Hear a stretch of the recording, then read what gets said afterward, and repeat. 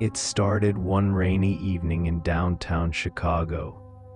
Emma worked late at a boutique clothing store, the kind with polished floors, soft jazz playing over the speakers, and mannequins posed in impossibly lifelike positions. She was alone, straightening racks and folding sweaters, when she noticed something that made her stomach tighten. The mannequin near the front window, the one dressed in a navy coat and scarf, was blinking.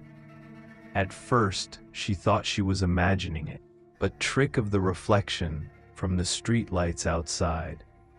But then again, the tiny motion, eyes closing, then opening, just slightly, just for a fraction of a second. Emma froze.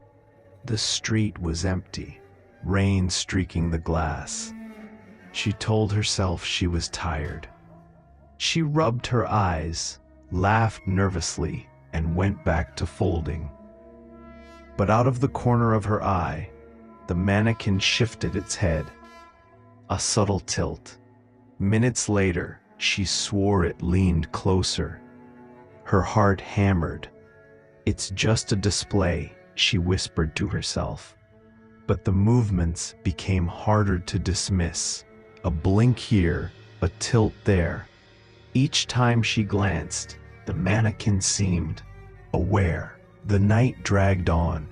Emma tried to ignore it, sweeping and dusting, but she kept catching glimpses of those dark eyes following her. Her phone buzzed, an alert from a news feed about a missing person in the city. A young woman disappeared from the same district. Emma shook her head, trying to push the thought away. Then the store lights flickered. She froze again. When they stabilized, the mannequin was standing differently. Not the same pose from earlier. It had turned its head fully toward her, not slowly, not naturally, like it had snapped into position the instant she looked away. Emma's hands trembled as she backed toward the door. She tried to call a friend, but the signal was gone. Her phone showed nothing. The jazz music now warped, stretched, sounding distant and eerie. Suddenly, the mannequin stepped forward. One leg, then another. Emma screamed, but her voice seemed swallowed by the store. She ran to the back room, locked the door, and pressed her ear to the glass window separating the dressing area. The footsteps stopped. Silence. Heart racing, she peeked through the small window. The mannequin was back in the original spot, perfectly still, like nothing had happened. But now, its eyes were different, darker, deeper, and staring straight at her. And it was blinking again. Slow, intentional. Hours passed. Rain pounded the streets. Emma sat in the back office, too afraid to move. When she dared to glance at the main floor, the mannequin was gone. Her stomach turned. It was nowhere in the store. Then, a soft shuffle from the display area. She looked up. The mannequin was at the entrance to the back room, tilted toward her, smiling just slightly. She tried to run, but the door wouldn't budge. The knob spun in her hand.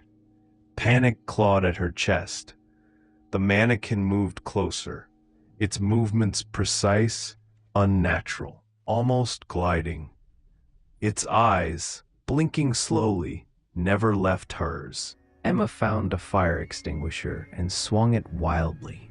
The mannequin froze, then, with a sudden jerk, toppled over. She scrambled past it, out the back door, into the alley. Rain soaked her instantly. She didn't stop running until she reached a 24-hour diner down the street, panting, soaked, shaking. The next morning, she called the boutique. The manager answered casually. "We had a delivery last night. Did you open the back shipment?" Emma's stomach dropped. "No, Why? There was a mannequin, the manager said slowly. Brand new, arrived late. The delivery guy said it was strange. Eyes painted too realistically. They said not to touch it until we had security check it. Emma felt bile rise. I saw it moving, blinking. It was alive. There was silence on the other end. Then softly, "Emma, that mannequin wasn't supposed to be here yet. We don't even have its model in stock."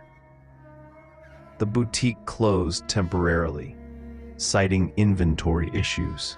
Emma never went back, but she still dreams of the blinking eyes. Sometimes, late at night, she swears she sees them reflected in the dark windows of stores she passes. Slow, deliberate blinks, watching, waiting.